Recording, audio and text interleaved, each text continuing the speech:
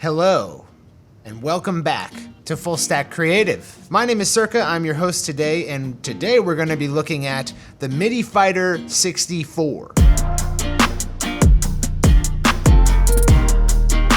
We're going to talk about the playability and the use cases for this kind of device, and then we're going to walk through using this device with Ableton and how it can unlock some awesome creative pathways for you as a producer, artist, whatever it is that you do.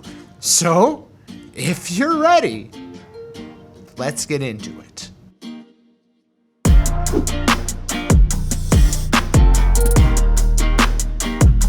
I originally got into the Midi Fighter because of Sean Wasabi, and I'll put his video up, or you'll watch some of his stuff right now.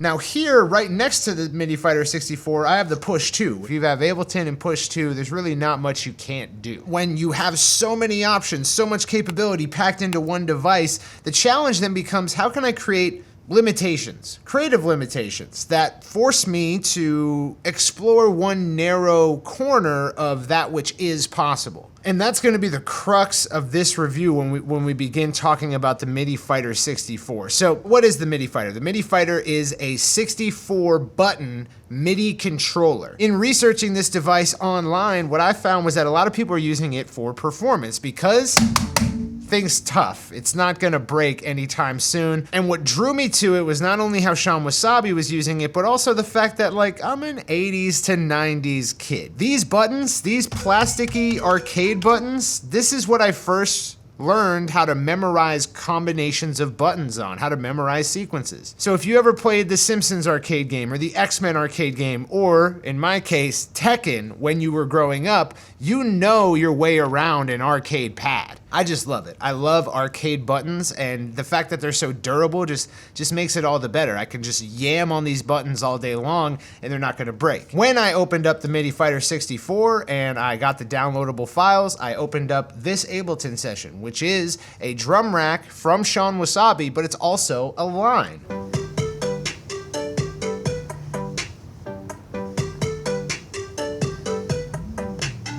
Probably a good first exercise for this thing would be to learn how to play that. And so I set out learning that line. First, I wanted to learn these flutes.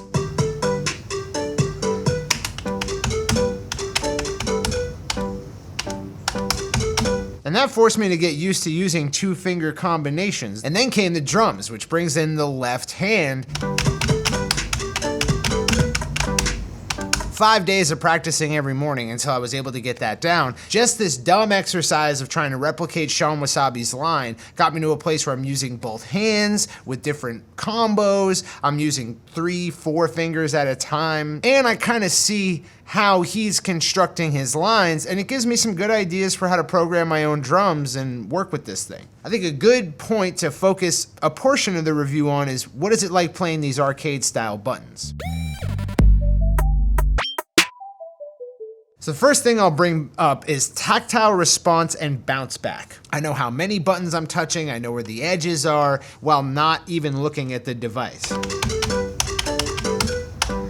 These buttons do not travel. What that means is when I press down on this button, it doesn't go down and it doesn't come back up. With these, it goes down and it comes up. So when you're hammering out sequences, you feel this millimeter of space that the button bounces back up, which allows you to do triplets if you want to. It changes the way you play with it, and the way you play with it determines the stuff you come up with that goes into your production. So it's nice to have that. Second, nostalgia. If you're between the ages of like 25 and like 65, then you have spent some time playing on these types of buttons. It brings you back to those arcade days when you would spend literally hours trying to memorize combinations of these kinds of buttons. A video game, an arcade style video game that you're playing, but it's music. In terms of build quality, I've been told these things last 10 years. Now this is mostly plastic in its outer construction. The buttons are plastic. There doesn't seem to be any metal construction to the buttons. I can see underneath it, and I'll show you guys this,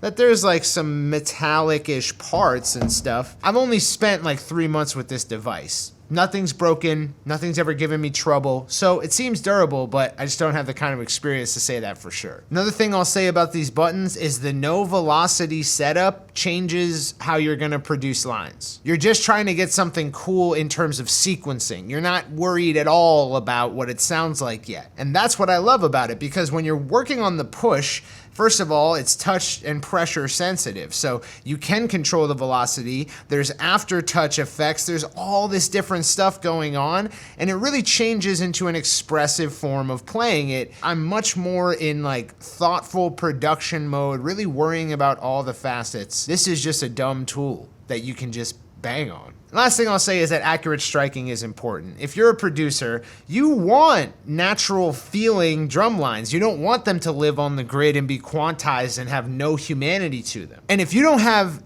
accurate striking ability and your device doesn't really speak to accurately striking buttons in a sequence, in a real performance, you're gonna be relying on the grid and quantization and even just drawing in MIDI notes. With this, you know where your hands are at. You know where everything is at all times, and there's no mistaking what button you're gonna press. On the push, I can't really say that that's the case. So that's everything to do with the buttons and the actual feel of the device. Now let's talk about using the device. In our music marketing company, Indepreneur, we're recommending that artists try to display their talent visually. And a lot of our producer students and producer clients are like, well, I draw stuff on a grid. I don't know how I'm gonna display that in a video. And that's a problem for them, because we're in that age where people wanna see you do the thing that they like you doing. By virtue of me just learning how to use this thing, I learned how to perform with it. Because of like the video gamification of this thing and how it has to be learned, it just invited me to become a performer of the Midi Fighter pretty quickly. That's super necessary in this day and age, and this device allows you to kind of build a roadmap there. So maybe you're triggering tons of things on a push or on the screen, and that's okay, but you can still perform drum lines or perform this melody line on this device, especially if you composed it on this device. And once you learn to perform, you'll learn to program, because you know how to feel around this device. You have familiarity with memorizing a combo, so now it's just about writing your own combo.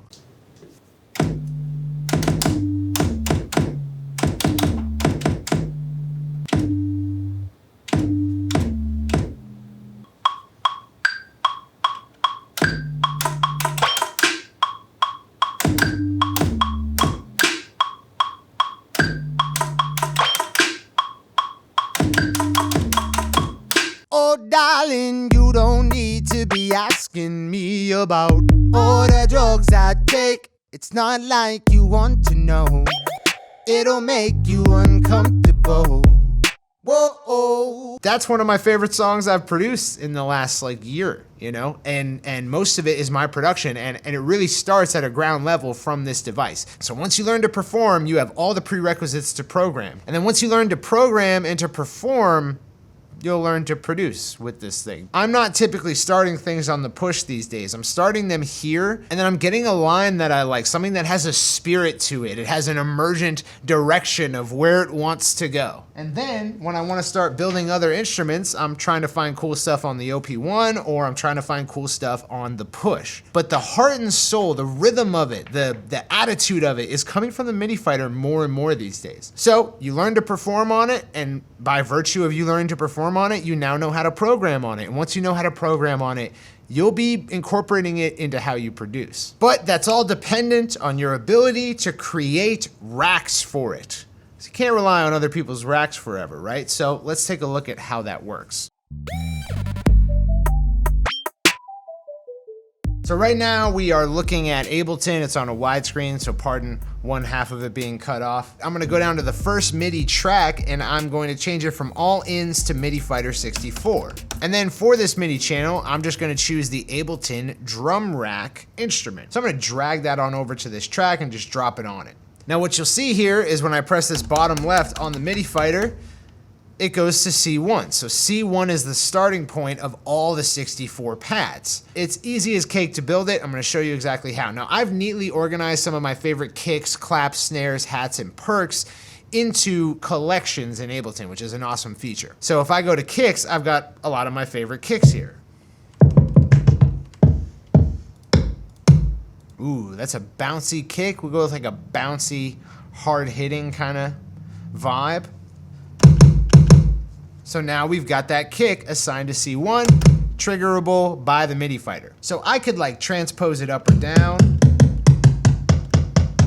or I can add effects to it, right? Let's say I want that kick particularly to have a reverb. So I just go to my audio effects and drag reverb right here in the line of that kick. Now we've got a kick with reverb. I'm gonna take the reverb off, it's a little bit much.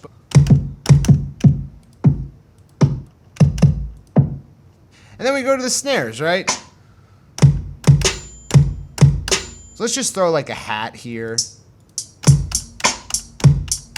Very cool. Now that's building it in Ableton. You know that we can just throw sounds from our library down here onto the actual pads. We can move up to the next set to get the next set of 16. I'm not gonna just do all that in front of you. That'd be boring as hell. You also know that we can add audio effects. There's also ways to stack multiple sounds on a single pad, which is dope because as you saw in that Sean Wasabi example, we had a kick and we had an 808 going off at the same time on a lot of the kick buttons. Now another thing you can do is if you have a push, you don't ever have to look at the computer, you don't ever have to touch the mouse. What I can do is I can change the MIDI from to the push, and now the push is controlling this rack. And the reason I'm doing that is so that I can just build the rest of the rack in the push. I love the push too for building racks because you just select, a place on the rack.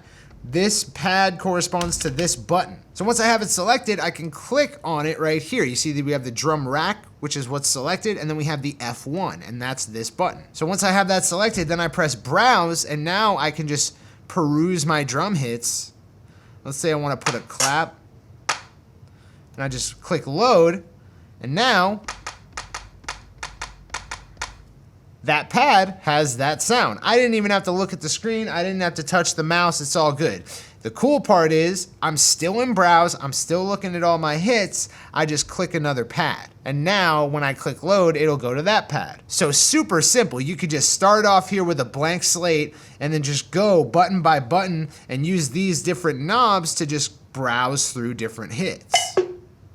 So we'll load that. We'll go to the next one. Let's get a cymbal going. We'll load that, and now I've got all these hits.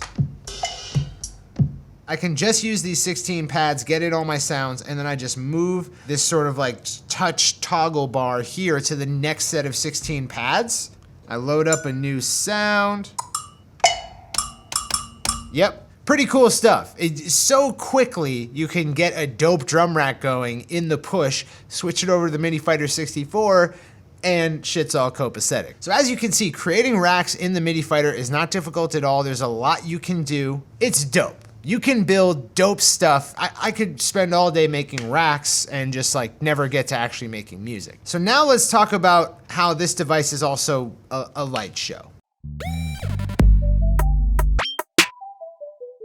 I'm gonna play a clip right now from Sean Wasabi playing this device and you'll see, whoa, what's all these lights going off? Circa's fucking Midi Fighter 64 doesn't do that. Well, there's a reason for that, is that Sean Wasabi programmed in all of those lights. What we're looking at right now is the Midi Fighter 64 utility. So here's how it works, right? If you click a color in the middle button here, what you'll see is that it triggers a wave of that color going to the other LED rings when you press that button. If you click on the outer LED ring, it'll just light it up thusly. So yeah, not only can you create dope drum racks on this in Ableton, you can create amazing light shows using the Midi Fighter utility, and that's dope. That's cool. It's a kind of a fringe benefit for me personally, but I'm sure there are tons of producers out there who would spend hours creating dope light shows to go along with their performed compositions. Now let's talk about the little brother here, this guy. This guy is the Midi Fighter 3D. It has just as many buttons as this one, except they're split across 4 banks.